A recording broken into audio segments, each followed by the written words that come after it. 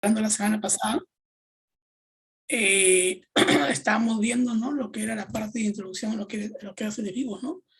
Habíamos hablado incluso también acerca de las características de seres vivos, ¿no? Y nos habíamos quedado más o menos, ¿no?, mencionando lo que era la bioquímica, ¿cierto?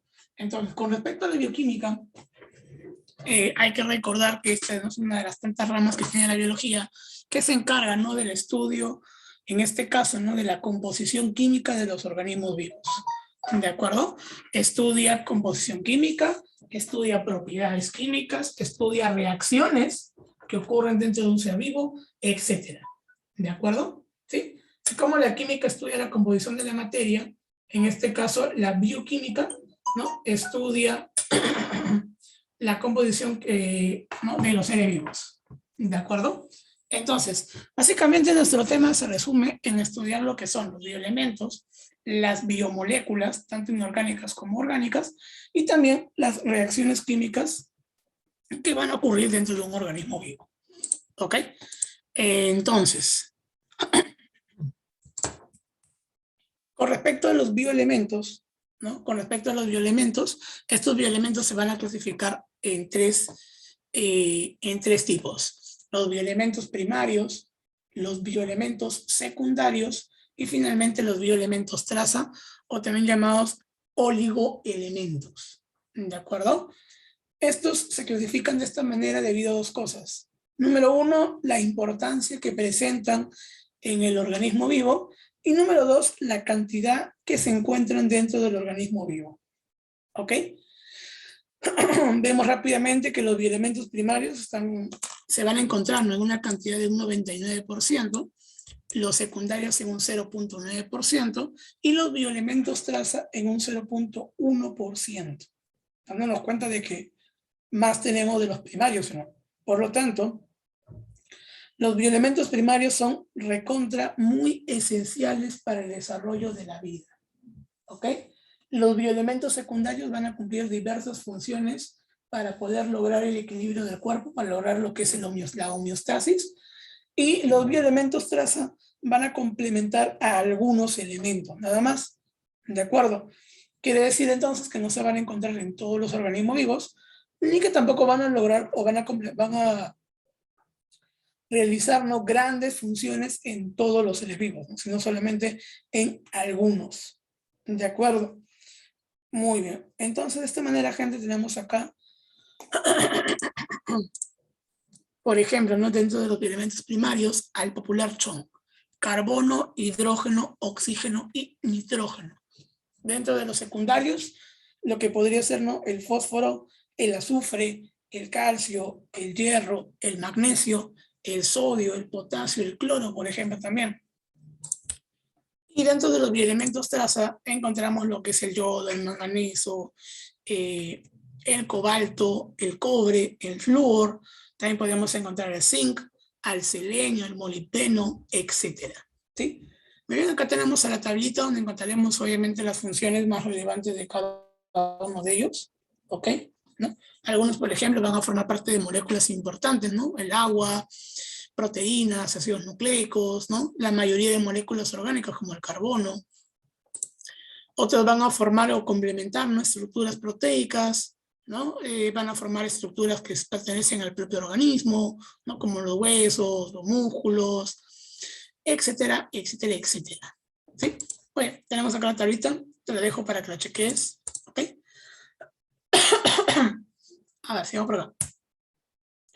Entrando a lo que son las biomoléculas, vamos a encontrar acá entonces a dos grupos: las biomoléculas inorgánicas y las biomoléculas orgánicas. ¿Ok?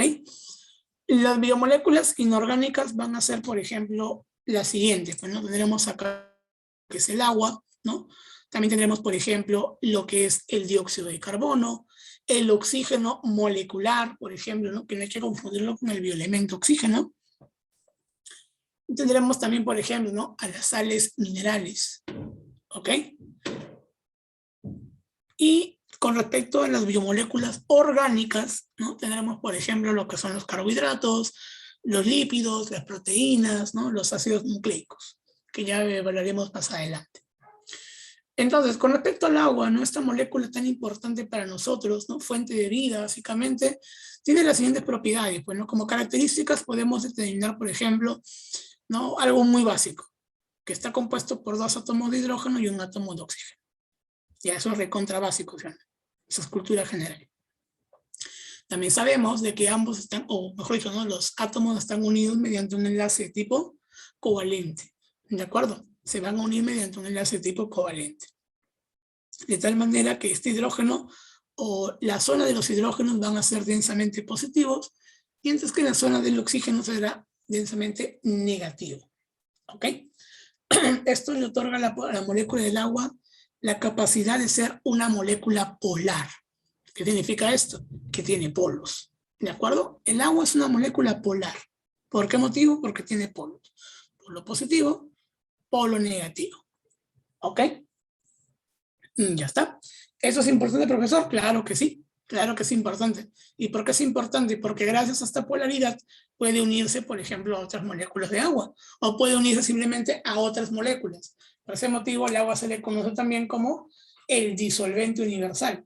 ¿Por qué motivo? Porque puede mezclarse, puede disolverse, es soluble en una gran cantidad de ¿qué? De moléculas. ¿Ok?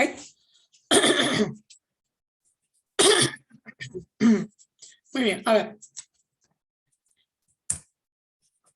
Con respecto a la molécula del agua, pues vamos a mencionar, por ejemplo, de que presentan, ¿no? Lo que es la llamada cohesión, ¿sí? La cohesión es la capacidad de la molécula del agua para poder formar enlace junto con otras moléculas de agua. De esta manera, el agua no puede formar los llamados puentes de hidrógeno para poder formar una larga cadena de otras moléculas de agua. Mientras que lo que es la adhesión es básicamente lo mismo, solo que en vez de enlazarse con otras moléculas de agua, se enlaza con otras moléculas completamente diferentes. ¿De acuerdo? Entonces, la cohesión es la unión de moléculas de agua a otras moléculas de agua. Mientras que la adhesión es la unión de moléculas de agua hacia otras moléculas. ¿Sí? No te vayas a olvidar de ese dato. ¿Ok? Cohesión, unión de agua a otras aguas. Adhesión, unión de agua a otras moléculas. ¿Correcto? Ya está. A ver, sigamos por acá.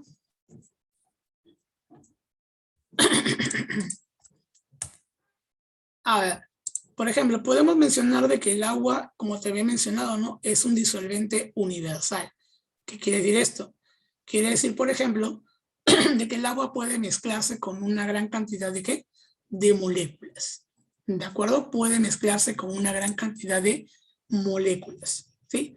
De esta manera, ¿no? Por ejemplo, el agua puede mezclarse con azúcar. ¿Sí o no?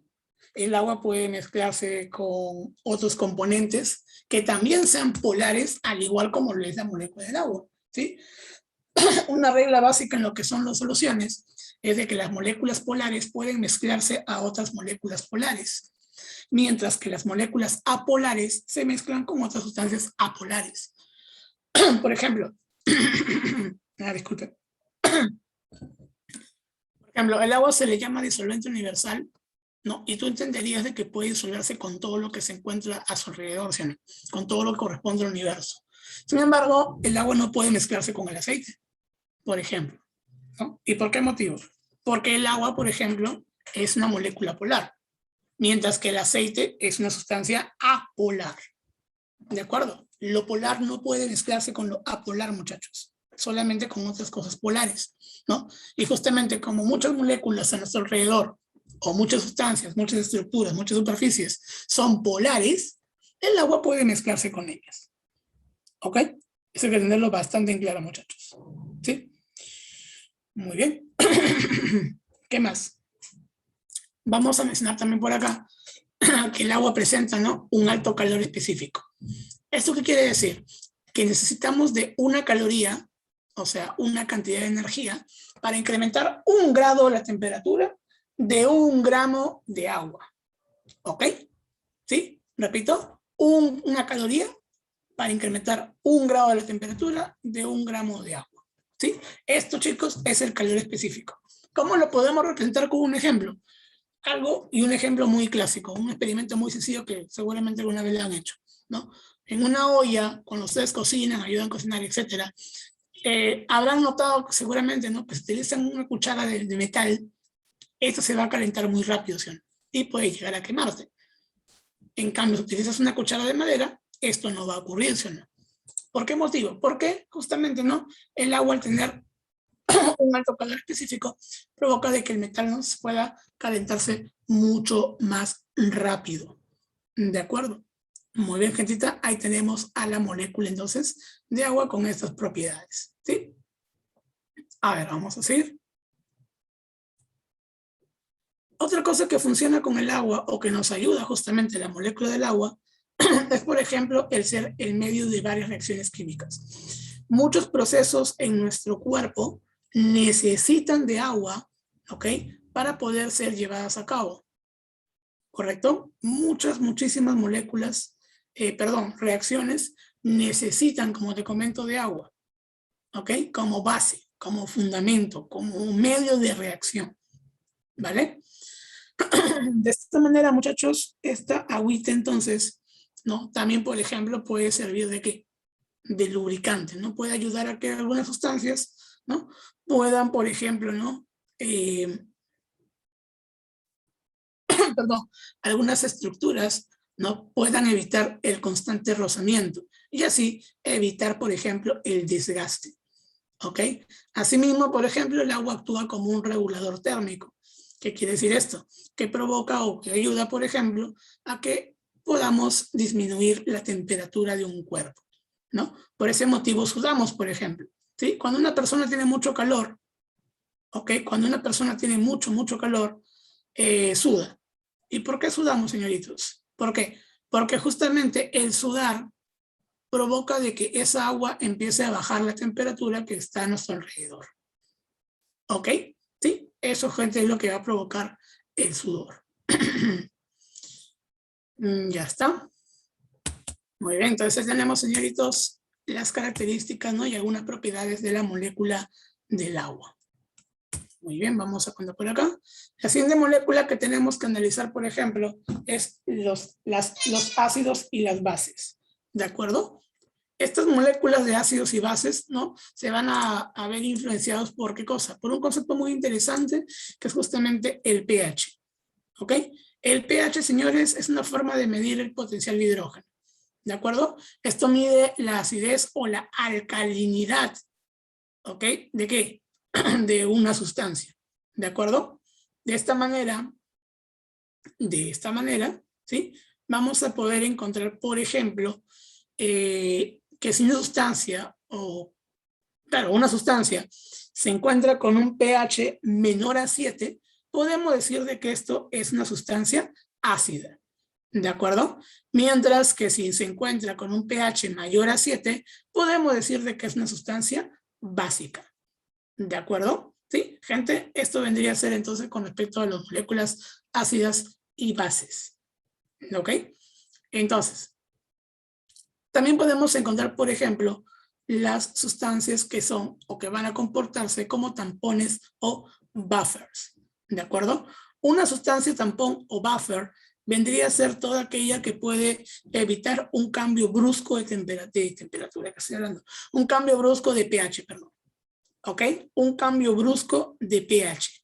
¿De qué manera o cómo aplicamos este motivo? Por ejemplo, hay momentos en la célula o en los tejidos donde puede, por ejemplo, cambiar el pH, ¿no? Y este cambio puede provocar daños, ¿ok? Puede provocar grandes daños en los organismos, ¿ok? Por ejemplo, o esto ocurriría en el estómago, ¿no? Puede ocasionar úlceras en el estómago, por ejemplo. ¿Ok? Entonces, para poder evitar estos daños, tenemos a los tampones o buffers. Muy bien. A ver, ¿qué más, gentita? ¿Qué más? A ver, tenemos también, por ejemplo, lo que corresponde al oxígeno molecular. ¿Sí? El oxígeno molecular corresponde al O2. ¿De acuerdo? Ya no hablamos del bioelemento oxígeno, sino que hablamos del oxígeno molecular, como ahora como una molécula. De esta manera vamos a evaluar por acá de que esta molécula del oxígeno es fundamental para todos los organismos que seamos aeróbicos, pues, ¿no? Tú, por ejemplo, y yo, por ejemplo, presentamos células que realizan respiración celular aeróbica, ¿sí? Este proceso de respiración celular ya lo vamos a ver mucho más adelante, pero por mientras hay que recordar este proceso, o este nombre al menos, ¿de acuerdo? ¿Sí? Respiración celular, ¿vale? Es un proceso en el cual vamos a poder fabricar energía, ¿sí? Y la forma aeróbica, que es la que estamos hablando justamente ahorita, es la que se realiza en presencia de oxígeno, ¿ok? Profe, y si no hay oxígeno, ¿qué hacemos? Ah, pues también hay un tipo de respiración celular para eso, que sería la respiración celular anaeróbica. Pero eso lo veremos más adelante, como te comento, ¿sí? Con respecto a la siguiente molécula, ahora el dióxido de carbono, el CO2, este actúa como fuente de carbono para organismos fotosintéticos. Acá tenemos que recordar algo muy interesante que seguramente todos aquí conocen, la fotosíntesis, ¿cierto? La fotosíntesis es un proceso en el cual ahora la energía se va a transformar. Vamos a transformar la energía luminosa, o sea, la luz, en energía química, o sea, nutrientes, ¿de acuerdo? Esto principalmente lo van a realizar, por ejemplo, las plantas, ¿ok? Y la planta entonces tiene que fabricar sus propios nutrientes, entre ellos uno muy importante que es justamente la glucosa. Entonces, ¿la planta de dónde va a sacar el carbono para poder fabricar glucosa? Del ambiente. Es más específico, del dióxido de carbono. ¿Ok? A partir de esta molécula, la planta puede realizar su síntesis de carbohidratos, su síntesis de glucosa. ¿Ok? Y además hay que recordar también de que el dióxido de carbono es forma parte, ¿no? O mejor dicho, es el principal desecho celular. ¿Esto qué quiere decir? De que muchas células, para muchos procesos, van a eliminar dióxido de carbono como una sustancia de desecho. ¿Ok? Ya está. Vamos a seguir. Y la última biomolécula inorgánica, o las últimas, mejor dicho, vendrían a ser las sales minerales. Estas que se encuentran en forma de iones, o sea, con una carga ya positiva o sea negativa, van a mantener el equilibrio osmótico del cuerpo. ¿Ok? Ayudan, por ejemplo, también a la contracción muscular, se encargan de la transmisión de los impulsos nerviosos, forman estructuras, etcétera, etcétera, etcétera, muchachos. Tenemos varias funciones aquí para poder explicar justamente la función de varias sales minerales. ¿Correcto?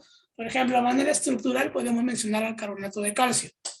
Podemos mencionar, por ejemplo, los cristales de hidroxiapatita o al queratinato de calcio también, por ejemplo. ¿Sí? Ahí tenemos diferentes estructuras que van a estar compuestas por diferentes sales minerales.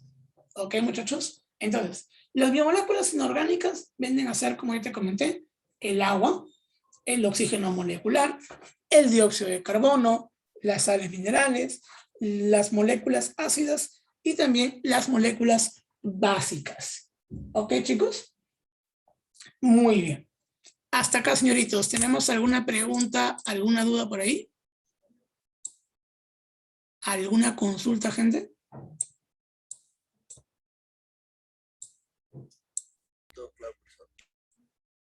Ok, gracias. Jordan, sí, está chévere.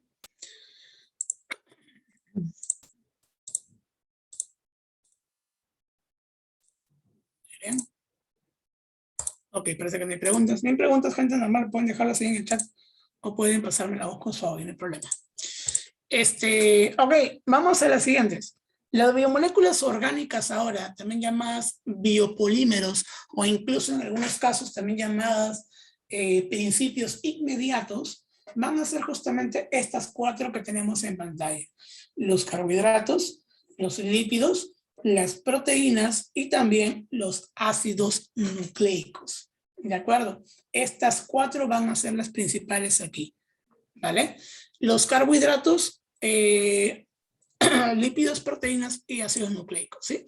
En algunos materiales vas a encontrar también, por ejemplo, que aquí agrupan a las vitaminas. Y sí, también se incluyen a las vitaminas como una biomolécula orgánica.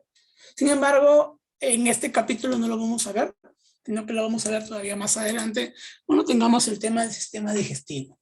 Ahí vemos a las vitaminas. ¿Ok? Muy bien, digamos, tenemos ahora lo que son los carbohidratos y los glúcidos, ¿de acuerdo? Estas moléculas, también llamadas, ¿no? Azúcares, también llamadas, carbohidratos, glúcidos, azúcares, también llamados hidratos de carbono, ¿ok? Van a estar compuestos principalmente por estos tres elementos: el carbono, el hidrógeno y el oxígeno. Y en algunas ocasiones, en algunos casos, en algunas moléculas, va a estar presente también lo que es el nitrógeno. ¿De acuerdo? También va a estar presente lo que es el nitrógeno. Entonces, aquí vamos a mencionar, por ejemplo, de que los carbohidratos van a tener también ciertos tipos de grupos agregados a la molécula. No sé si han visto ya el tema de química orgánica o si han visto alguna vez el tema en el colegio o en alguna otra academia, no lo sé, pero en química orgánica están los temas, por ejemplo, de los grupos funcionales, ¿no? Que son un grupo de moléculas que se agregan a una cadena carbonada y pues le otorgan un nombre diferente y dos propiedades diferentes, ¿verdad?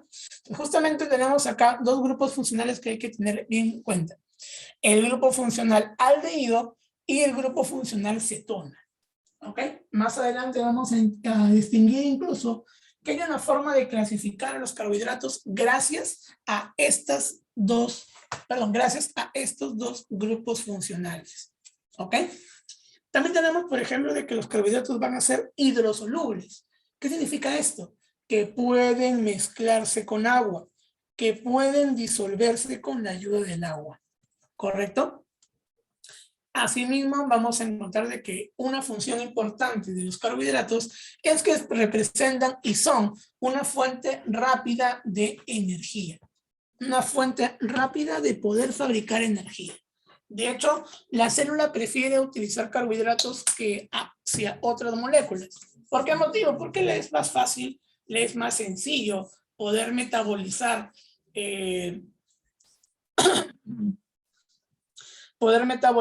lo que es un carbohidrato a otra molécula. ¿De acuerdo? Encontramos también que los carbohidratos van a formar diferentes y diversas estructuras y que también pueden participar en lo que es el reconocimiento celular. O sea, que podamos distinguir a otras células, ¿no?, de otras. ¿Sí? Ahora, algo importante que hay que mencionar acá, y también con respecto a todos los polímeros o biopolímeros que hemos mencionado hace un momento, es que cada uno de ellos tendrá un monómero y tendrá también un tipo de enlace. ¿De acuerdo?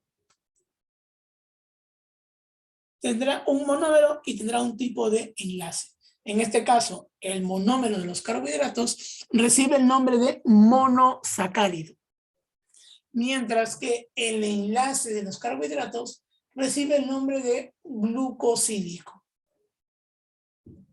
¿Ok? Enlace de tipo glucosídico.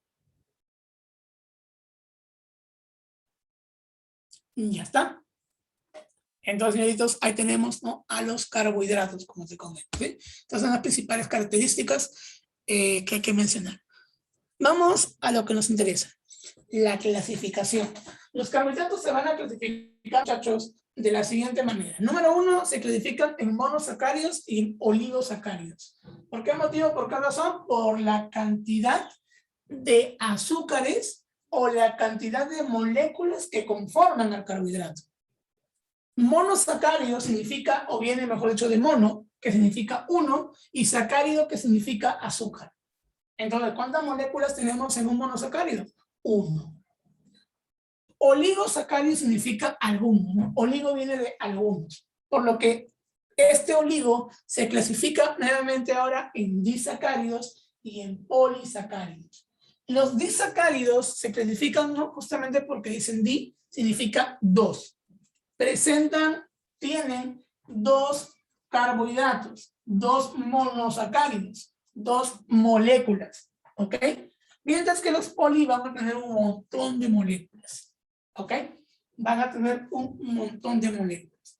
Entonces, los carbohidratos se clasifican debido a ¿qué, muchachos? Debido a la cantidad de moléculas que compone, ¿no?, al carbohidrato mismo. ¿De acuerdo? Debido a la cantidad.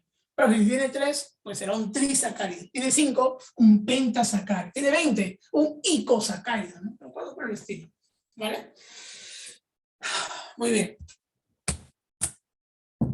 Dentro de los monosacáridos vamos a encontrar que estos van a volver a clasificarse.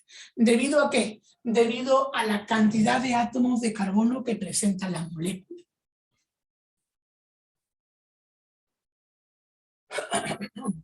La molécula del carbohidrato, el monosacárido, puede tener, por ejemplo, 3 carbonos, 4, 5, 6, hasta 7 carbonos posibles. De tal manera que su nombre varía en cada uno de los grupos.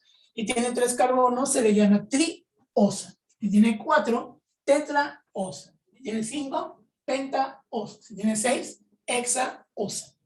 ¿De acuerdo? Si tiene 7, heptaosa. ¿Sí? Tenemos ahí, mira, ¿cuántos grupos eran? 3, de 4, de 5. Tenemos 5 grupos importantes, ¿no? De los cuales los que sí o sí nos interesan son justamente los que están ahí sombreados de verde. La pentosa y también lo que es las hexosas. Esos dos grupos, chicos, son los que nos interesan, ¿vale? Por eso están ahí resaltados. Pero ¿y por qué ellos y no los otros? Porque justamente los que están resaltados de verde, vamos a volver a hablar de ellos más adelante. O incluso sirven de referencia para futuros temas. ¿Ok? Muy bien. Por lo pronto, las pentosas conocidas son justamente 3, ¿no? La ribosa, la desoxirribosa y también, ¿no? ¿Quién? La ribulosa. Mientras que las hexosas conocidas son la glucosa, la galactosa y también la fructosa, muchachos. ¿Ok? Listo. ¿Qué más? ¿Qué pasa si yo uno ahora a 2 monosacáridos? Pues voy a formar un disacárido, ¿verdad? Los disacáridos, muchachos, los disacáridos van a ser carbohidratos que están compuestos por 2 moléculas, ¿de qué? De carbohidratos, por 2 azúcares. En pocas palabras, por 2 monosacáridos, ¿de acuerdo? De esta manera, gente, estos disacáridos, ¿no? Son conocidos y muchas veces se utilizan como preguntas para examen de admisión. Por ejemplo, si yo uno a la glucosa más la glucosa, voy a tener a una molécula llamada maltosa. Si yo uno una glucosa con una galactosa, voy a tener una molécula llamada lactosa. Si yo uno una glucosa más una fructosa, obtengo una molécula llamada sacarosa. ¿De acuerdo? De esta manera, gentita, vemos que estas tres moléculas, estos 3 disacáridos, son bastante relevantes, ¿sí? Por ejemplo, la maltosa la encontramos en la miel, ¿no? O muchos productos derivados de la malta, ¿no? Muchos productos, por ejemplo, cebada, ¿no? O bebidas energéticas, van a tener, por ejemplo, maltosa, ¿sí? La lactosa la encontramos obviamente, ¿no? En cualquier tipo de producto lácteo, ¿ok? Cualquier tipo de producto lácteo tendrá lo que es la lactosa, muchachos, ¿sí? Profe, la leche deslactosada, aunque no lo creas, también tiene lactosa. Sí, gente, así es, la leche deslactosada también tiene lactosa. Te chismeo algo interesante de la leche deslactosada. Primero que nada, se inventó, ¿no? O al menos el producto existe, debido a que pues hay personas, ¿no? Y me incluyo porque tampoco puedo, que ya no podemos digerir lo que es lactosa, ¿no? Que tomamos leche y que nos cae mal, ¿no? Comemos un poco de queso y ya valimos, ¿no? Entonces, debido a ese motivo existe la leche deslactosada, bueno, o existe el término leche deslactosada, que a pesar de que el nombre, ¿no? Y todo el industria te diga lo contrario, la leche deslactosada tiene lactosa. Pero acá vamos a un punto importante. ¿Por qué ya no podemos degradar lactosa? ¿Por qué nos cae mal? Justamente porque la enzima, ¿de acuerdo? La enzima, que es una proteína, que ya veremos más adelante, que se encarga de degradar a la lactosa, ya no se encuentra, ya no podemos fabricarla dentro de nuestro cuerpo, provocando de que ya no podamos degradar lactosa. Por ese motivo nos cae mal, ¿ok? Entonces, ¿qué hacen las empresas que te venden leche deslactosada, entre comillas? Simplemente lo que hacen ellas es venderte la leche común y corriente, pero le agregan la enzima a la leche. De tal manera que cuando esa enzima llega a tu cuerpo, llega a tu estómago, se activa y te ayuda a que la lactosa se degrade. Vacancia, ¿no? Por lo tanto, gente, la leche deslactosada es un engaño. Sigue siendo leche con lactosa, solo que tiene la enzima agregada para que puedas, obviamente, ¿no? Puedas digerirla. ¿Ok? Perfecto. Luego tenemos ahora otra unión, mira, glucosa más fructosa que me da ahora sacarosa, ¿no? La sacarosa, gente, no es nada más y nada menos que el azúcar comercial, ¿sí? Cuando vayas a la tienda a comprar 1 kilo de azúcar, dile al vendedor ahora, señor, dame 1 kilo de sacarosa, bueno. Si el pata sabe, te va a dar obviamente 1 kilo de azúcar. Si no, ya fue, le explicas, bueno, caballero. Ya está. Entonces, gente, una molécula o un azúcar llamada disacárido es toda aquella que esté compuesta por 2 moléculas, pues, ¿no? Que en este caso por 2 monosacáridos, ¿sí o no? Si fuiste observador, habrás notado que glu, gala y fru son justamente exosas, ¿verdad? ¿Te diste cuenta, señor? Yo sé que tú te diste cuenta porque tú eres chévere. Entonces, las uniones de monosacáridos me van a brindar la formación de disacáridos y adivina de quién más. De los polisacáridos, que en este caso ya no es 2, 3 o 4, no, que son un montón. Más de 100 carbohidratos al mismo tiempo, gente. ¿Sí? Mira este dibujo de la derecha. Esta moleculita que está aquí, esto de acá, ay, perdón, espérate. Vamos. Esta moleculita que ves aquí es un monosacárido. Ahora, cuenta cuántos hay, a ver. Hay un montón, ¿no? ¿Te das cuenta? Mira, toda esa cantidad de monosacáridos para formar a esta molécula, gente. ¿Qué cosa? A un polisacárido. ¿Ok? Para formar a un polisacárido, chicos. Ya está.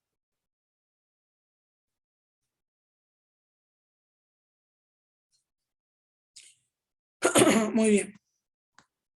¿Qué más? Perdón, se me iba a pasar sin explicarte lo de acá. Entonces, ¿qué polisacáridos conocemos? Vamos a agruparlos en 2 grupos, gente. Los polisacáridos de reserva y los polisacáridos estructurales. ¿De acuerdo? Los polisacáridos de reserva son justamente estos 2. El almidón y el glucógeno. ¿Ok? ¿Por qué se le llama almidones o polisacáridos de reserva? Perdón, ¿por qué se les llama de esta manera? Porque se encargan de almacenar energía, se encargan de guardar carbohidratos para después, para casos de emergencia, para cuando no tengas, ¿de acuerdo?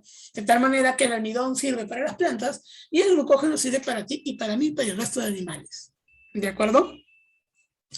Cuando una planta hace su fotosíntesis, que ya te expliqué hace un buen rato, que es justamente la producción de nutrientes, ¿no? Principalmente fabrica glucosa.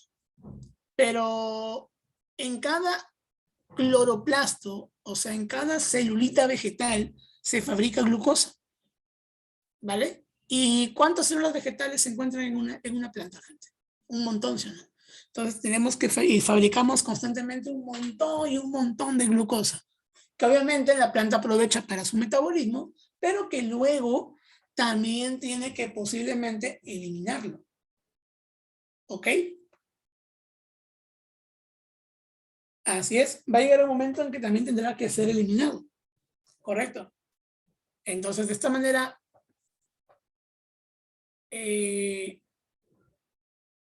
vamos a poder, ¿no?, almacenar a esta cantidad de glucosa, ¿dónde? En cualquier parte de la planta que pueda ser almacenado, básicamente. Por ejemplo, puede almacenarse en raíces, como lo hace la zanahoria. Puede almacenarse en tallos, como lo hace la papa. Puede almacenarse en frutos, como lo hace la mayoría de frutas. Puede almacenarse, ¿no?, en hojas, etcétera, etcétera, etcétera. El almidón, muchachos, es importantísimo para las sustancias, para los organismos vegetales. ¿Sí? ¿Qué más? ¿Qué más? ¿Qué más? ¿Qué más? Tenemos al glucógeno, una sustancia que nos ayuda tanto para ti como para mí, ¿vale? Es nuestra reserva de carbohidratos, nuestra reserva de glucosas en nuestro cuerpo. En nuestro caso, chicos, comemos glucosa en todos los alimentos, ¿no? Desayuno, almuerzo y cena, ¿ok? Y esa glucosa sirve para poder cumplir con nuestros deberes, ¿no? Cumplir con nuestros funcionamientos celulares. Sin embargo, ojito con esto,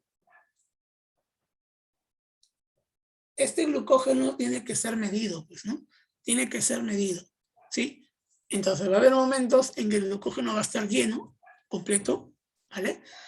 Y la única chamba que tiene es simplemente liberar glucosas, ¿no? El glucógeno, gente, sirve, por ejemplo, en caso de ayuno. Una mañana que estás despertado, no te da tiempo de tomar tu desayuno, por ejemplo, pero tienes que estudiar y todo lo demás. O antiguamente, ¿no? Cuando salíamos a la calle al colegio, íbamos a la academia, al instituto, etcétera, salíamos temprano y a veces no nos daba tiempo de desayunarse. Entonces, ¿cómo sobrevivíamos las primeras horas del día si no comíamos nada hasta ponte plan de las 10 de la mañana, o a la hora del recreo, ¿no? O no sé, el almuerzo, por ejemplo? ¿Cómo es que seguíamos caminando, seguíamos pensando, seguíamos funcionando? Debido al glucógeno que se encuentra en tu cuerpo. ¿De acuerdo? Automáticamente el cuerpo detecta que no has comido nada y el hígado, que es donde se encuentra ese glucógeno almacenado, empieza a liberarte glucosas a la sangre para que así obtengas energía. ¿Ok? Esa es la chamba del glucógeno, gente. Darte energía en momentos justamente como este, momentos de emergencia. ¿Ok? ¿Y cómo recuperamos el glucógeno? Pues fácil. Una vez que has comido bien chévere tu desayuno, tu almuerzo y tu cena, todos los carbohidratos que no pueden ser absorbidos en ese momento porque ya absorbiste lo suficiente, ya cubriste tu tasa diaria de glucosas, toda esa cantidad de azúcares pasan al hígado para ser reconvertido en glucógeno y nuevamente armar todo el proceso. ¿Ok? Gente, esos son dos polisacáridos importantes, el almidón y el glucógeno. ¿Ok? Por último, tenemos dos más, que vendría a ser la celulosa y la quitina. ¿De acuerdo? Ambos ahora son polisacáridos estructurales. Van a poder formar estructuras, ¿ok? Van a poder formar estructuras en diferentes células. Por ejemplo, la celulosa se encarga de formar la pared celular de las plantas. También se encuentra en algas, por ejemplo, también, ¿sí? Mientras que la quitina se encarga de formar la pared celular de los hongos. ¿Ok? Así es, forma la pared celular de los hongos. Y un dato más interesante todavía, también lo podemos encontrar en el exoesqueleto de insectos. ¿De acuerdo? En el tiempo de que se estudiaban mucho los hongos, se descubrió que presentaban quitina y surgió una pregunta muy importante. Tienen quitina al igual que un insecto, pero tienen características de planta. Entonces, ¿los hongos qué son? ¿Los hongos son animales o los hongos son plantas? Yo sé que suena un poco loco no mencionarlo, pero gente, así fue lo que ocurrió, ¿no? Y al no encontrarse dónde pertenecían justamente los hongos entre el grupo de animales o de plantas, se les creó un nuevo reino únicamente para los honguitos, el popular reino fungi o reino micota, ¿verdad? Muy bien, ¿qué más? Perfecto, gente. Vamos a una molécula orgánica. Hemos acabado con los carbohidratos, ¿ok? Vamos ahora a la parte de lípidos, a la parte de las grasas, ¿ok? En este caso, los lípidos están compuestos por carbono, hidrógeno y oxígeno nuevamente, y en algunos casos también tendrá fósforo o también tendrá, por ejemplo, el nitrógeno, ¿de acuerdo? Ojo, ojito, nuevamente en algunos casos, ¿ok? No van a ser solubles en agua, ¿ok? Van a ser hidrofóbicas. Significa de que la molécula no tiene una relación con el agua, no puede unirse con el agua, ¿sí? No es soluble en agua, ¿ok? ¿Sí? ¿Qué más? Mencionamos también de que estos lípidos pueden brindar impermeabilidad. ¿Qué significa esto? Significa de que pueden simplemente evitar de que este cuerpo pueda ser humectado. Evitan de que los cuerpos se mojen, muchachos. ¿Sí? Simplemente eso, ¿eh? Los cuerpos ya no se pueden mojar si tienen lípidos. ¿Ok? ¿Qué más? Es una reserva de energía. Yo sé que hace un rato te mencioné a dos carbohidratos que funcionaban de reserva de energía, pero si no los tuviéramos, tendríamos a los lípidos como parte de nuestra reserva energética. ¿Ok? ¿Qué más? Pueden formar estructuras y pueden tener también una función reguladora, es decir, una función hormonal. ¿Ok? Ya está. Y así como ocurrió con los carbohidratos, que teníamos un monómero y que teníamos también un tipo de enlace, los lípidos también tienen un monómero, que en este caso se le llama ácidos grasos. Y también tienen un tipo de enlace, que en este caso se le llama enlace tipo éster. ¿Ok? Enlace de tipo éster, muchachos. ¿Sí? Ya está. Enlace de tipo éster. ¿Correcto? Muy bien, ¿qué más? La estructura básica de un carbohidrato corresponde a formar, ¿no?, lo que es un alcohol y lo que viene a ser también la composición de los ácidos grasos. De esta manera, el alcohol que usualmente suelen usar los lípidos para formar lípidos mucho más grandes es justamente el glicerol, mientras que los ácidos grasos podrían ser tanto saturados como también insaturados. ¿De acuerdo? Pueden ser tanto saturados como también insaturados. ¿Sí? Ya está. Por química creo que eso ya lo saben, ¿verdad? Una molécula saturada es aquella que presenta únicamente enlaces simples, mientras que la molécula insaturada es aquella que presenta tanto enlaces dobles como también enlaces triples. ¿Ok? Ya está. Cambia.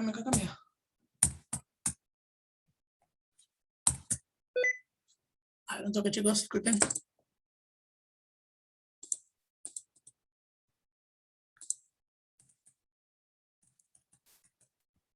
Se eligió. Un momento.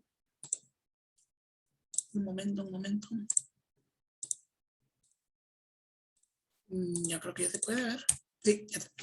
Ok, con respecto a los lípidos ahora, su clasificación se basa en lo siguiente. Pues tenemos lípidos simples, tenemos lípidos complejos y también tenemos a los lípidos derivados. ¿De acuerdo? Se ve, ¿verdad? ¿Sí? ¿Me confirman, por favor? Si se está compartiendo. ¿Sí? Sí se puede ver, ¿no? Sí, profe. Ya, chévere, gracias. Ok, entonces, tenemos lípidos simples, lípidos complejos y lípidos derivados. De acá.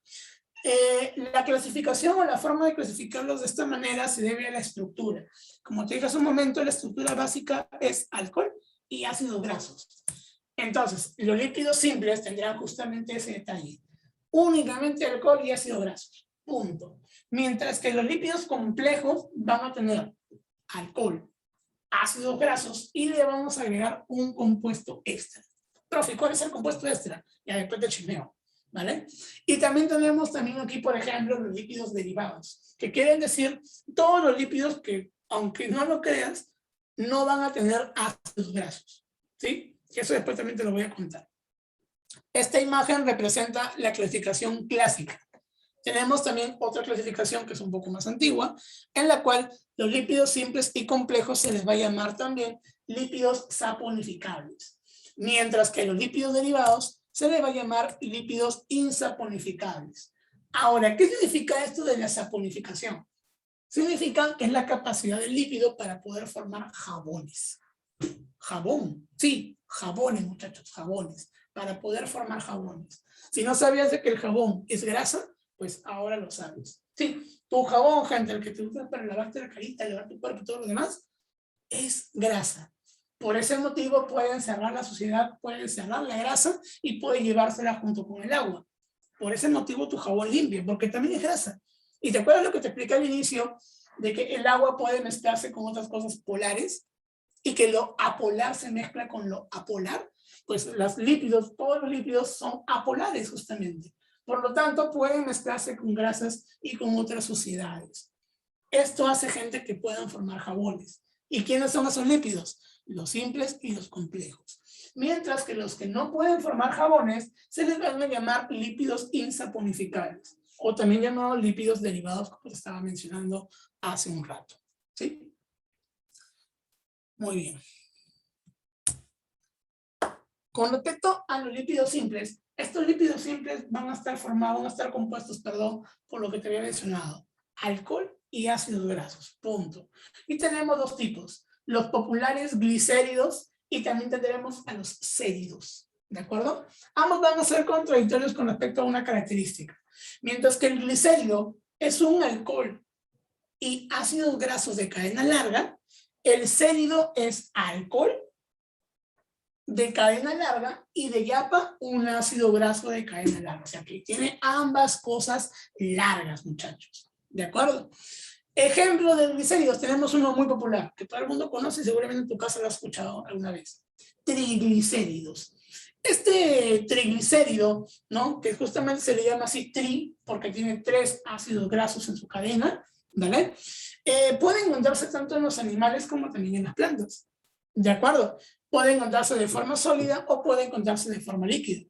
Por ejemplo, en el caso de los animales, se encuentran en forma sólida, formando lo que vendría a ser el sebo de los animales, ¿no? La grasita que tenemos en el cuerpo, gente, sí, así lo de tu papada, lo de tu brazo, lo de tus piernas, etcétera, esos rollitos que tienes ahí, eso, gente, es sebo. Eso es grasa de forma sólida que podemos almacenar obviamente en nuestro cuerpo. Mientras que en las plantas, yo estoy seguro que nunca has visto en tu vida una planta gorda, y es porque justamente las plantas no almacenan su grasa de forma sólida, la almacenan en forma líquida, bajo la forma de aceites. ¿De acuerdo? En cambio, las ceras, estas ceras que conforman justamente a los céridos, van a estar recubriendo estructuras de varios organismos. Por ejemplo, lo podemos encontrar en el exoesqueleto de insectos, ¿sí? Lo podemos encontrar recubriendo las plumas de las aves. Lo podemos encontrar en la piel o en todas las plantas, ¿verdad? ¿Esto qué ayuda? Como te había comentado también al inicio de los lípidos son hidrofóbicos. No pueden mezclarse con el agua, dando y otorgando la capacidad de ser impermeable o de dar o brindar impermeabilidad, ¿no? Nuestro cuerpo, por ejemplo, nuestra piel es impermeable por ciertas zonas debido a que tenemos ceras distribuidas en nuestra piel. ¿Esto por qué? Para evitar de que microorganismos ingresen por nuestros poros. ¿De acuerdo? Tenemos también, por ejemplo, la presencia de ceras, ¿dónde? En las plumas de las aves. ¿Para qué? Porque si las plumas de las aves se llegaran a mojar, esto provocaría de que las alas o que todo el cuerpito del ave sea muy pesado. Y de esa manera, básicamente ya no podría alzar el vuelo. ¿Ok? Y en el caso de la planta, pues muy sencillo, ¿sí o no? A la planta no le sirve que tú riegues la hoja. No le sirve que riegues la flor o que riegues el fruto. Ella quiere agua por la raíz, muchachos. Por lo tanto, todo el cuerpo de la planta tiene esta capa de tejido, ¿para qué? Perdón, tiene esta capa de grasa, ¿para qué? Para poder humectar y brindar, ¿qué cosa? El agua, ¿no? Hacia la parte de la raíz, ¿sí? Muy bien, muchachos. Ahí encontramos a los lípidos simples, ¿ok? Los lípidos complejos, como te había mencionado también hace un buen rato ya, vienen a ser los lípidos que aparte de ácido graso, que aparte de el alcohol, vamos a tener o va a presentar un compuesto extra, ¿ok? En este caso, los más importantes son dos, los fosfolípidos y también encontramos a los glucolípidos, ¿de acuerdo? Fosfo y también a los glucolípidos, muchachos. Fosfo y gluco. De estos dos, los relevantes en este momento va a ser el fosfolípido, ¿de acuerdo? Solamente el fosfolípido. ¿Por qué motivo? Porque este fosfolípido vamos a verlo una y otra vez a lo largo de varias clases. ¿Ok? Entonces, un fosfolípido, señores, es aquel lípido complejo que va a presentar lo siguiente, pues, ¿no? En su cabeza o en la estructura llamada cabeza polar, que es justamente esta parte de acá adelante, vamos a encontrar, como su propio nombre lo dice, toda la estructura polar. En pocas palabras, el alcohol, que es chiqui, el compuesto extra, que en este caso es el grupo fosfato, muchachos. El grupo fosfato, ¿sí? Ahora, en la otra zona, que es justamente la parte de las colas no polares, vamos a encontrar la cadena de ácidos grasos, ¿sí? Siempre encontraremos una cadena que es, ¿cómo se llama esto? Una cadena saturada y siempre encontraremos también una cadena insaturada. ¿Ok? Siempre lo encontraremos de esa manera, muchachos. ¿Listo? Ahora, ¿qué es especial el fosfolípido? ¿Por qué tenemos que verlo durante varias semanas, no? ¿Y por qué el profeta que sigue con el fosfolípido? Por lo siguiente. Porque justamente, chicos, esa cabecita polar, al tener el grupo fosfato, al tener el glicerol, al tener incluso una cadena aparte, una cadena extra, le otorga cierta capacidad a esta zona de la molécula. ¿Qué otorga? Que sea hidrofílica. Quiere decir que puede tener contacto con el agua. Profe, ¿se mezcla? No, no se mezcla. Puede tener contacto con el agua. ¿De acuerdo? Esa zona es hidrofílica, muchachos. Hidrofílica. ¿Ok? Hidrofílica. Mientras que la cola no polar, ¿de acuerdo? La cola no polar corresponderá a ser la zona hidrofóbica. ¿De acuerdo? Corresponderá a ser la zona hidrofóbica. ¿Ok?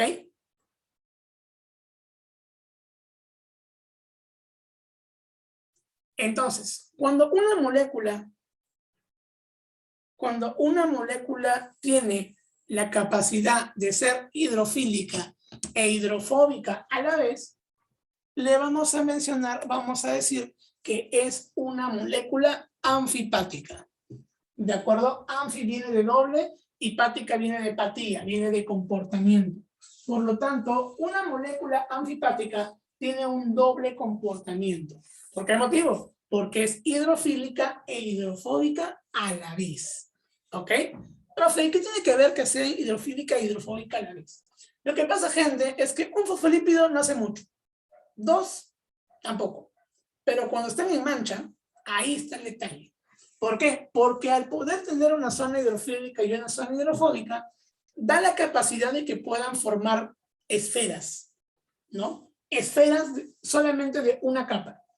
Formando esferas de una capa, por ejemplo, pueden ya atrapar grasas. ¿Te acuerdas que te expliqué de los jabones? Por ejemplo, los jabones están compuestos por lípidos complejos que se encargan de formar justamente estas esferitas que te menciono para atrapar grasas. ¿Cómo se llaman estas esferas? Se llaman micelas. Estas micelas se encargan de atrapar grasas, por ejemplo, y atrapar suciedad, y de esta manera no pueden deslizarse con el agua, porque justamente la zona hidrofílica tendrá contacto con el agua, y la zona hidrofóbica tendrá contacto con la parte de las grasas. ¿De acuerdo? Ahora, ¿qué pasa si yo formo una doble capa justamente de estas micelas? ¿Qué pasa ahora? Pues obviamente las patitas hidrofóbicas tienen que estar en contacto, ¿sí o no?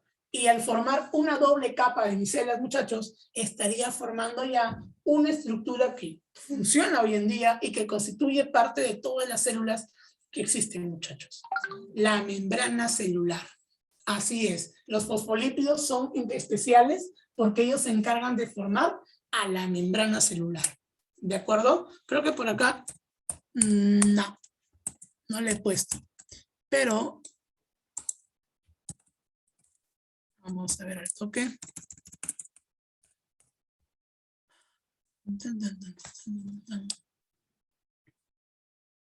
A ver. El tema de membrana lo vamos a ver todavía mucho más adelante cuando veamos célula, pero a manera de spoiler. A ver tú.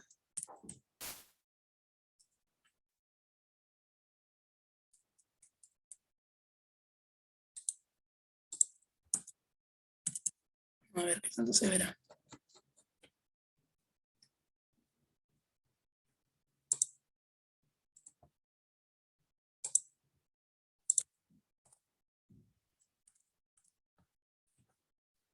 A ver.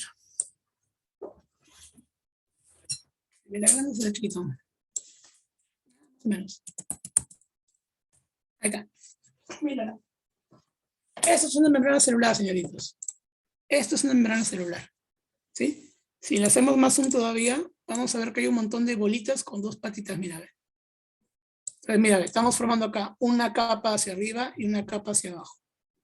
¿Te das cuenta? ¿Sí? El que tengamos esta doble capa forma la estructura de una membrana celular. ¿Te das cuenta? Por eso, chicos, los fosfolípidos son importantes. Por esta estructura de acá. ¿Ok? Muy bien. Vamos a regresar. Entonces ya sabes, señoritos, por qué un fosfolípido es importante, muchachos. Por su naturaleza anfipática, porque puede formar justamente estructuras importantes como una membrana celular. ¿Sí? Y no solamente ello, puede formar, por ejemplo, o mejor dicho, forma parte de una membrana nuclear, por ejemplo, ¿no? U otras estructuras. ¿Listo? Muy bien, muchachos. Vamos a seguir. Con respecto a los lípidos derivados ahora, pues tenemos aquellos que, por ejemplo, como te comentaba, ¿no? No presentan, ¿ok? No presentan ácidos grasos, ¿de acuerdo? No van a presentar ácidos grasos, ¿sí? Básicamente están presentes aquí por el hecho de que no son solubles en agua. De hecho, muchas moléculas que no pueden clasificarse como carbohidratos, como proteínas o como ácidos nucleicos terminan aquí, como un lípido derivado. ¿Ok? En este caso acá, por ejemplo, encontramos a los esteroides o a los terpenos, ¿no? Por ejemplo, acá en pantalla estás viendo ahorita terpenos, puros terpenoides, como el pineno, el linalol, el cadafileno, el mixeno, el limoneno. Hay un montón de terpenos, gente, ¿no? Usualmente los terpenos brindan un aroma a las plantas, ¿no? O algunas sustancias nutritivas de las mismas, pues, ¿no? Pero nosotros nos vamos a un esteroide, que es justamente el colesterol. El colesterol, gente, contiene una molécula llamada ciclopentano perhidrofenantreno. ¿Ok? Esta molécula del colesterol, muchachos, esta molécula del colesterol es una molécula precursora. ¿Qué quiere decir esto? Que a partir de ella vamos a poder formar otras moléculas completamente diferentes. Por ejemplo, la vitamina D. Así es, podemos fabricar una vitamina con la ayuda del colesterol. Encontramos también, por ejemplo, los ácidos biliares, las hormonas esteroideas, por ejemplo, como los glucocorticoides, los mineralocorticoides, los estrógenos o los andrógenos. ¿Sí? Este colesterol, gente, es una molécula precursora por estos motivos. Puede convertirse en diferentes sustancias. ¿Ok? Puede convertirse en diferentes sustancias. ¿Listo, chicos? Bacán. Muy bien, antes de pasar a proteínas, ¿alguna pregunta por ahí, señoritos? ¿Dudas, consultas acerca de lípidos? ¿Acerca de carbohidratos? ¿Algo por ahí, alguna consulta, duda?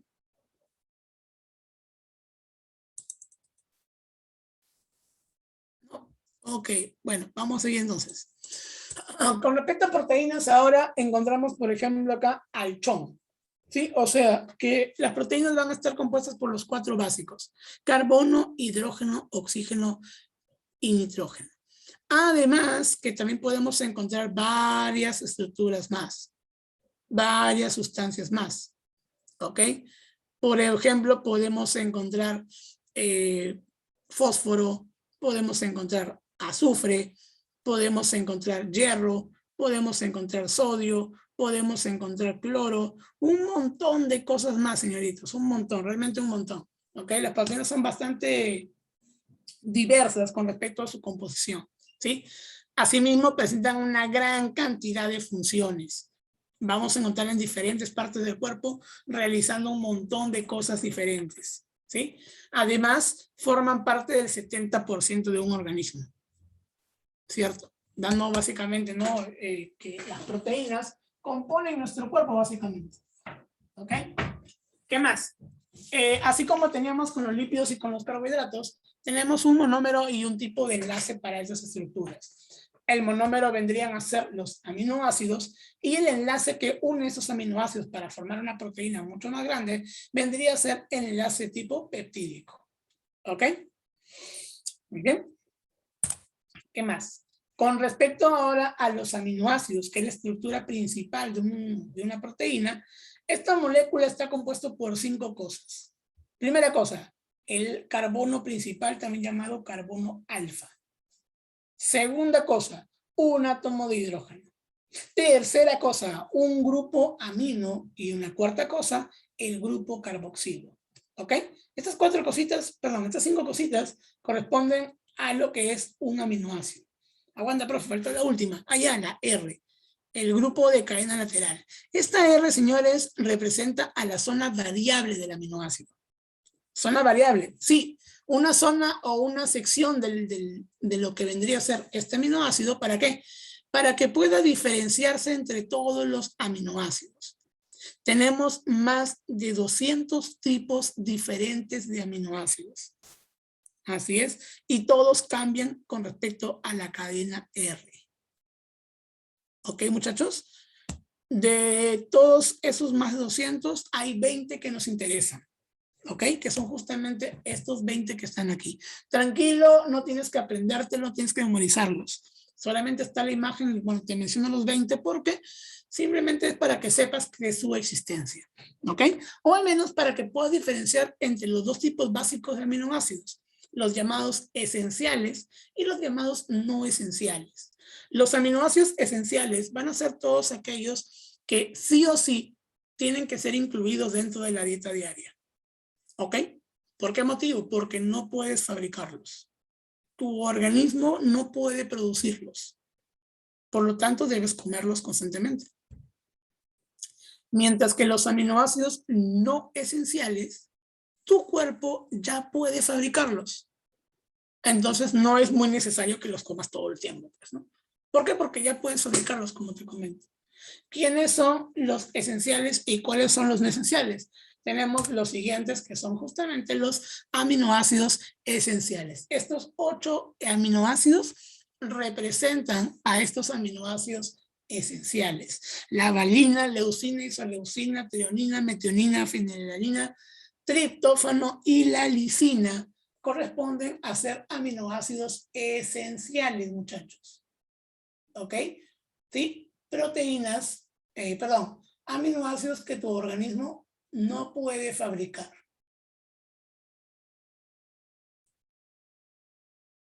¿Listo? Muy bien. Con respecto a la estructura ahora de las proteínas, vamos a entender acá lo siguiente, ¿no? Vamos a encontrar acá 4 tipos de estructuras, señores. Una estructura primaria, una estructura secundaria, terciaria y finalmente una estructura cuaternaria. ¿Ok? Cada estructura, chicos, cada estructura va a representar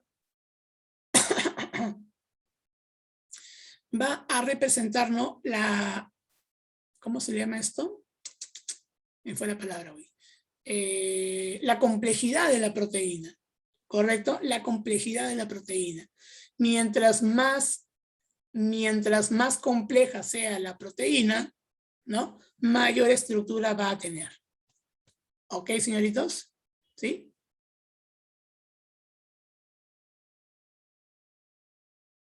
Ya está.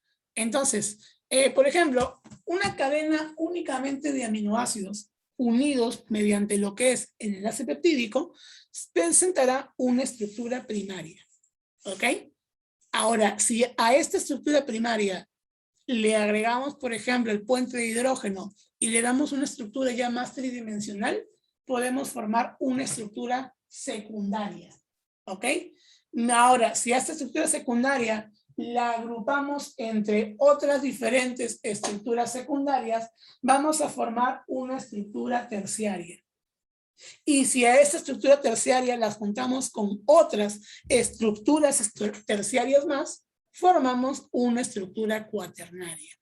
Todo depende de cómo lo estamos agrupando y qué tipo de enlaces vamos a poder formar para poder tener una estructura mucho más compleja.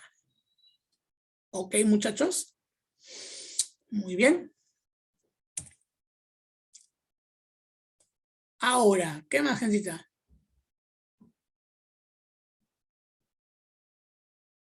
¿Qué más? Por ejemplo, vamos a ver que justamente la estructura de las proteínas se puede desorganizar, se puede romper, se puede deshacer, ¿sí? Una proteína normal, común y corriente, por ejemplo, la que tenemos, ¿correcto? Y, por ejemplo, sufre un proceso llamado desnaturalización. la cual provoca de que la proteína, siendo una estructura cuaternaria, por ejemplo, o terciaria, vuelva a ser una estructura primaria. ¿Por qué motivo? Por diferentes cosas, pero principalmente dos: el pH y la temperatura. Por ejemplo, algo muy clásico. Si tú utilizas, por ejemplo, allá. Vamos a utilizar el ejemplo del huevo frito. Por ejemplo, el huevo, chicos, tiene, ¿no?, una apariencia viscosa, ¿cierto? Y además es transparente. Pero cuando le aumentamos la temperatura, lo freímos, lo sancochamos, cambia de composición, ¿sí o no? Ya no es viscoso, ahora es completamente sólido, ¿sí o no? Y ya no es transparente, ahora es blanco. ¿Te das cuenta?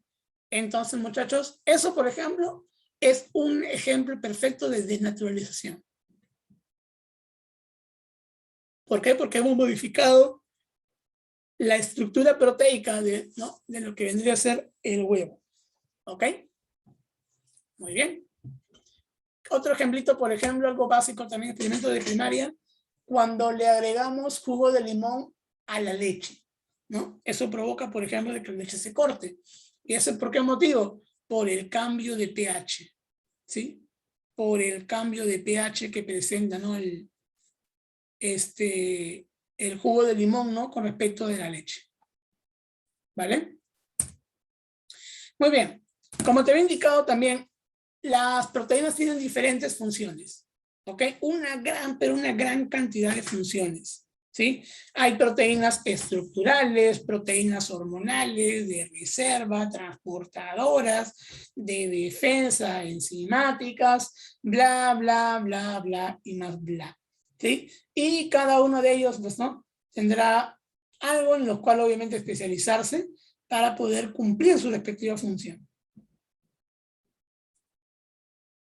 ¿Ok, muchachos? De esta manera, acá tenemos, ¿no?, algunos ejemplos de cada proteína, de cada tipo de proteína, perdón, con respecto, ¿no?, a cada función, ¿sí?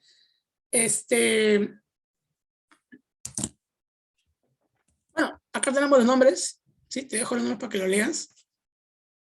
Vale, ahorita por tiempo vamos a continuar más. Y tenemos también una clasificación según la forma, ¿ok? Según la forma, muchachos. Porque tenemos proteínas fibrosas, que son alargadas, y proteínas globulares, que son nomás enrolladas, por así decirlo. ¿Ok? Listo. Vamos a un tipo de proteína que es importantísimo conocer.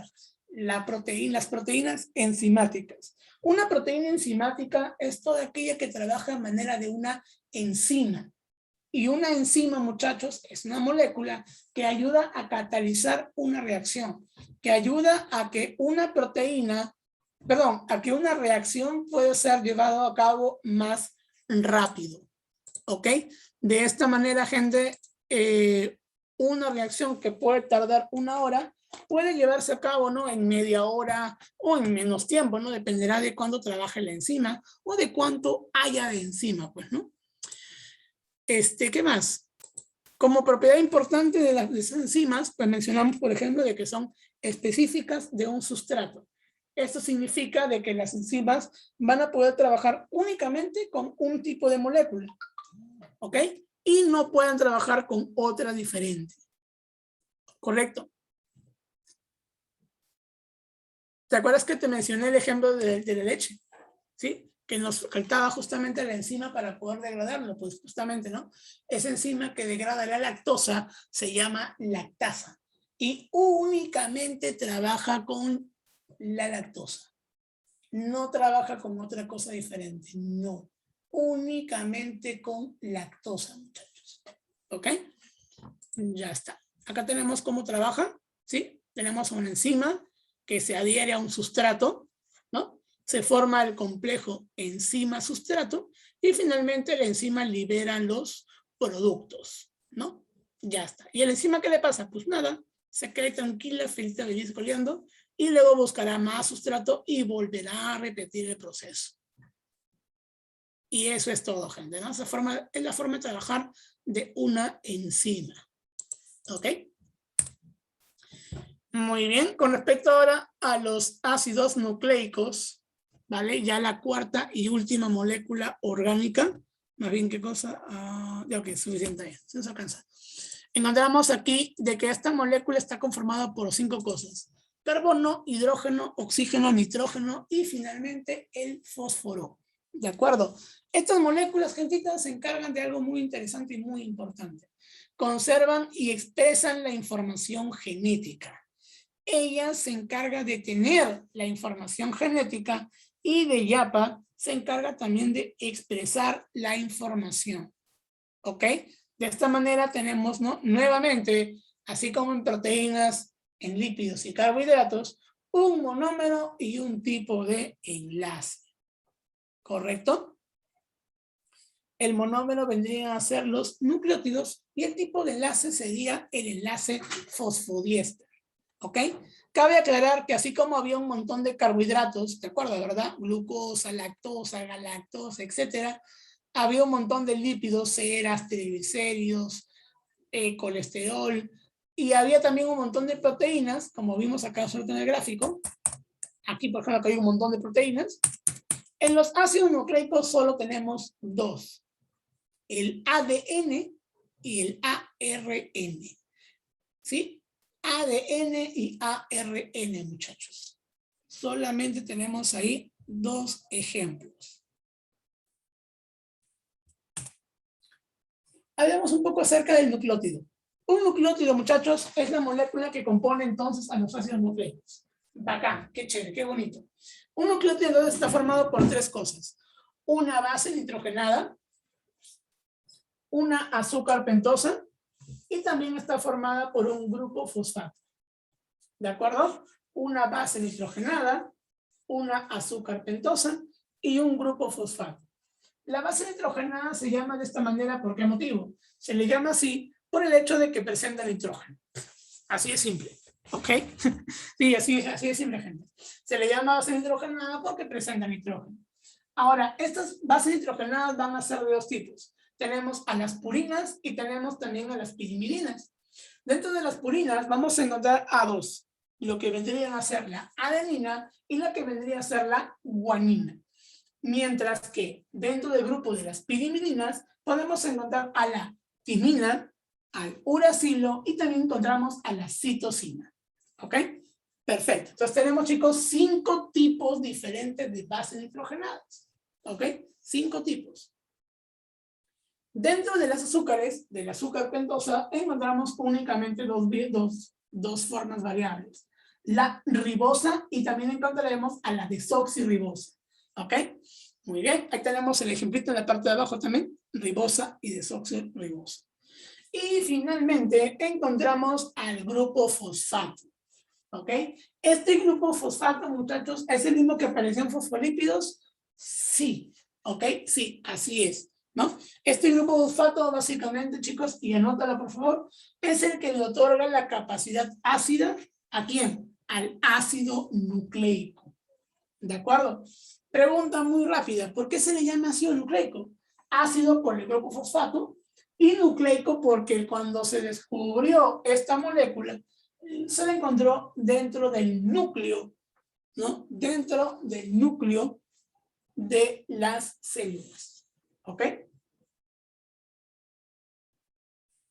Muy bien, chicos, perfecto. Ahí tenemos a un nucleótido teniendo en la parte de la izquierda a un grupo fosfato. En la parte de la derecha a una base nitrogenada. Y en la parte inferior encontramos a la azúcar pentosa. ¿Correcto, muchachos? Esa vendría a ser, ¿qué cosa? Un nucleótido. ¿De acuerdo? Ese vendría a ser un nucleótido, gente, que contiene estas 3 partes que tenemos acá. ¿Correcto? Ya está. Muy bien. ¿Qué más tenemos por aquí, chicos? Para poder terminar ya. Un cuadro para poder diferenciar algunas características entre la molécula del ADN y la molécula del ARN. Los únicos ejemplos que podemos encontrar dentro de los ácidos nucleicos. Primero que nada, la azúcar pentosa los diferencia. Mientras que en el ADN es la azúcar llamada desoxirribosa, en el ARN vendría a ser la azúcar llamada ribosa. De aquí justamente conviene su nombre. ¿Ok?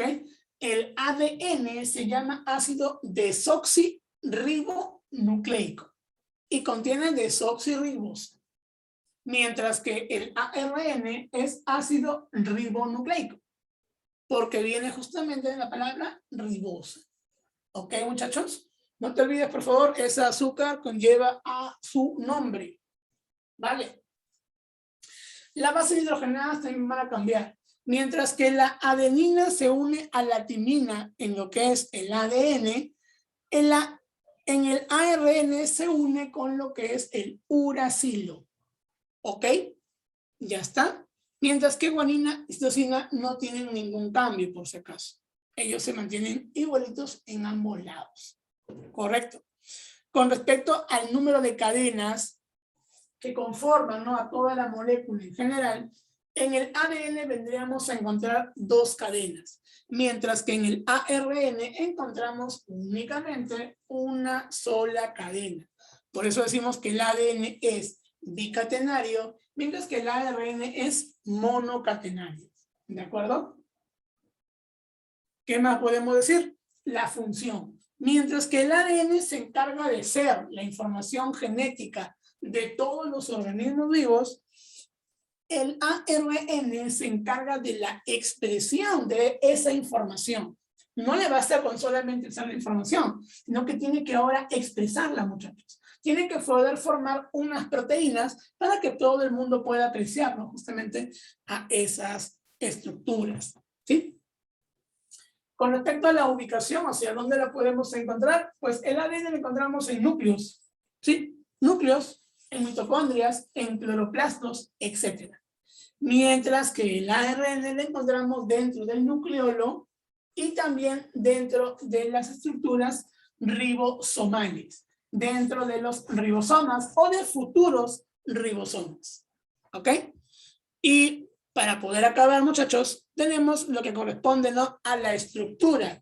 Mientras que el ADN es una doble hélice, o sea, 2 cadenas de nucleótidos entrelazadas una con la otra, el ARN tiene una forma, por ejemplo, lineal, o también puede tener una forma de trébol, o en algunos casos también una forma plegada, que quiere decir de que la molécula se empieza a plegar hacia sí misma, ¿no? Vuelvo a repetir, mira. Espérate. ¿Ves? El ADN tiene una forma de doble hélice por el hecho de que tiene esta doble cadena entrecruzada. Mientras que el ARN solamente es una sola cadenita. ¿Ok, chicos? Y ahora sí, para poder acabar, vamos a aplicar aquí la llamada ley de Chargaff. Chargaff menciona de que las bases nitrogenadas van a estar siempre en constante sincronización, ¿no?, por así decirla. ¿Por qué mencionamos esto? Porque justamente la cantidad que haya de adenina siempre habrá de timina y la cantidad que haya de guanina siempre habrá de citosina. ¿Ok? Esto, chicos, siempre se va a aplicar. Y acá tenemos un súper ejemplito para poder entenderlo mejor. Dice, Andrea se encuentra realizando un estudio a nivel del ADN y solicita información de la composición. Solo tiene que la adenina es 18% y nos preguntan por la guanina. Entonces, ¿qué hacemos acá? Lo siguiente, mira. Decimos que de adenina hay un 18%, por lo tanto, recuerda su complementario, la timina. De timina también va a haber un 18%. ¿Por qué? Porque siempre va a haber igualito. Siempre va a haber lo mismo, gente. ¿Sí? Nos falta entonces saber de guanina. Y nos falta saber también de citosina. ¿Cómo hacemos eso entonces? ¿Cómo lo completamos? Como si fuera problema de conjunto, muchachos. 18 más 18 suman 36, ¿sí o no? Así es. Y para que todo me dé 100, ¿cuánto me falta? Me falta 64, ¿sí o no? 64. ¿Sí? ¿No? ¿Sí, no? Sí, está bien. Entonces, si guanina y citosina deben ser lo mismo, ¿cuánto deben ser para sumar 64? Pues deben ser obviamente 32% por aquí y 32% por acá. Y listo, gente, porque justamente nos preguntaban por cuál, ¿por quién? Nos preguntaban por guanina. Y acá está la respuesta. Y se acabó, muchachos. ¿Sí? Entonces, señoritos, eso ha sido básicamente los temas de biomoléculas orgánicas, ¿de acuerdo? ¿Sí? Hemos visto ya todas las moléculas, carbohidratos, lípidos, proteínas, y este último que era justamente los ácidos nucleicos, ¿de acuerdo? La próxima semana pasamos con el material, chicos, y seguimos con los temitas, ¿vale?